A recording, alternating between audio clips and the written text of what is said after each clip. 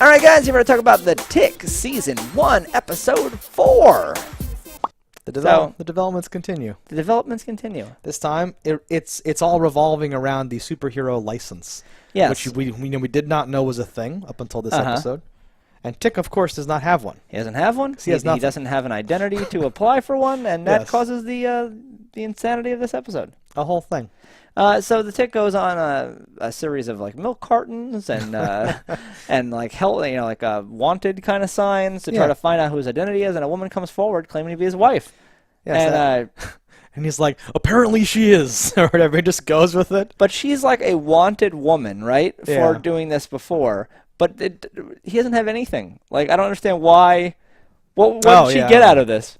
Well, yeah, that's all. If anything, she lost because she was making him food and he moved in with her and like. I know. I don't know what her MO is. If she's killing them or just robbing them, they say, right? I don't know. I don't know what the deal is. It appeared to me that she was like robbing them or something. But he don't know. has. Shouldn't there be like a bunch of angry dudes then? Well, rob and kill maybe. Maybe kill. Do something nefarious or something. I thought she was gonna, end up being some sort of supervillain or something like that, villainous. Yeah, that was gonna have something to do with something. I thought that they I knew she was dropped not his the ball wife. a little bit in this episode, where it didn't feel like a complete thought. No, exactly. So like superhero license is one thought, right? Sure. Put like publicity, PR, whatever, being a hero, not being a hero, like a lot of ideas in a very short amount of time. Yes. Right? And then fake wife. And not Black really Widow. resolving the widow, wife, whatever. No, and maybe she'll come back is the reason why we didn't really, because like does she even wake up? He just writes her the note and leaves. I don't think right? she woke up in this episode. So she may be coming back with a vengeance, and that might be why this is Maybe? excusable. Also, maybe not. I would not put it past them. I would tend to believe that that's the last time we're seeing her and she's that gone. would be extremely unfortunate because we invested a lot of time in that angle for very little. And I did laugh. No payoff. I did laugh when he's writing the note though, and like it's his voice. Dear woman who thinks I'm her husband. I'm not. Goes through all these things because for a while you're even worried that he's just like she says she says she's my wife, so she is or whatever, right? Which would be like extra dumb, extra bad. But I like that he comes to his senses. He doesn't let me go on patrol. What about dessert? Evil is my dessert, woman. Yeah. Now, as always, Patrick brings a lot to the table that can ride out even a flimsy plot. Yeah. Batman has his own thing where he's trying to become more famous. Yeah. I like that. Yeah, and this had like the stink of television where like you never really see the weasel at all, right? And you never will. Yeah. You never hear anything on the phone. It's just like George Costanza's just yelling, at like a prop phone, and that's the whole half the episode or whatever. Mm-hmm. But that's fine. We can do that. I like the idea. He's like, this is disgusting. I know what you're up to. What are you up to? Can you tell me what you're up to? like what are the details? Yeah, and that's a week or a month. And writing it down and finding it all out.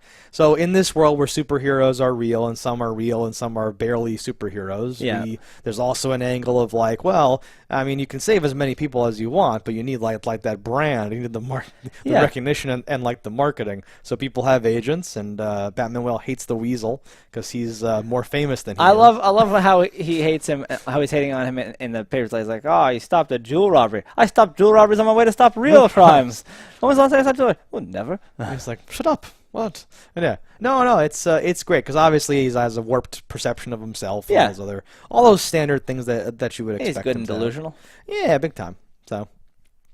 Meanwhile, Captain Liberty is so like there's a whole theme here, which I actually appreciate a lot. Mm-hmm. Arthur's like, the Tick lied to me this whole time. Takes off the suit. Captain Liberty's like, oh wait a minute, life, right? We even set up in previous episodes that she's got a lonely vibe. She's not satisfied with her weird relationship with Batmanuel, and now she meets a normal dude at the dry cleaners. Yes, because her suit has some gunk on it after they dealt with that giant robot with a man coming out of its ass. Dealing with most things off camera as we often do. The real superhero. So her suit needs to be dry cleaned. Yeah. They lose the suit and leaves her dressed casual. Yeah. Like a filthy casual, where she meets this man waiting online for the dry cleaning, and that starts a little love interest between them until he realizes that she's a boss. To continue the Seinfeld analogy, this is like the episode when Elaine broke up with the group and was like, fuck these people or something like that, and went off on her own thing, and then comes crawling back at the end. Yeah, so they don't even show his full reaction, the love interest, to this whole thing. But she just kicks a mugger's ass, and that's apparently a deal breaker. I don't understand that. But I'd be like, this is awesome. This is awesome. This chick's great. Yeah. Even more awesome if I found out she was Lady Liberty. I'd be like, this is great. Right? Yeah, no, and like so let me call my friends. So she bonds with another superhero lady at the dry cleaners. Like, it's so hard to date. We either have these muscle-bound mutants that expect whatever, or we have normal guys that are like, oh no, or something like that. Yes, and it does play out exactly as they discussed. Unfortunately, yes. Yeah. Well, because she's meant for Batman. Well, they're meant for each other.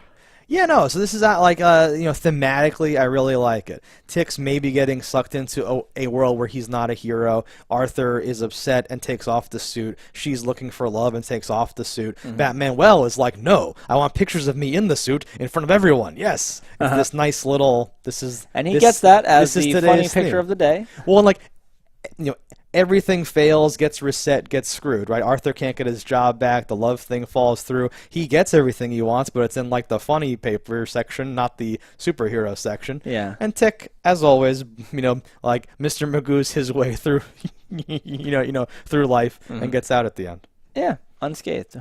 I like the whole DMV thing too. That getting your superhero license is this nightmare. I like that it just gets resolved by him saying like, you must just lie.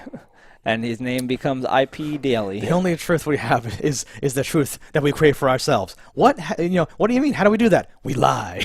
And then immediately, yes. Yeah. And they even dropped that early on, where like she forges the documents to trick Tick into thinking that he's her wife. So then they say we should just forge his his license all along. So that's the main complaint. Maybe is that we're all the way back where we started.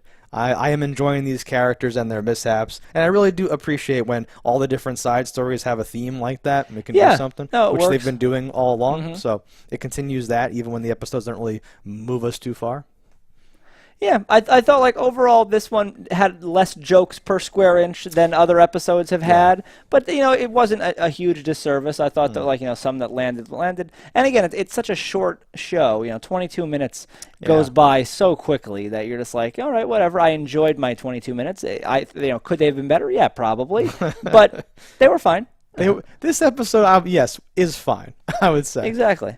And then cut in a little bit. These lettuce fragments are quite unwieldy. He's just hucking he's them just throwing out of the salad fucking bowl, and she's smiling like, "Oh, honey," or whatever. It's so weird. Yeah. Yeah. Good times. All right, guys. So that's this episode of The Tick. Let us know in the comments what you thought about it. Don't die in a fire, and we'll see you next time. Hello, internets. I just love watching Just Daggers. If you've enjoyed this video as much as I have, click that subscribe button.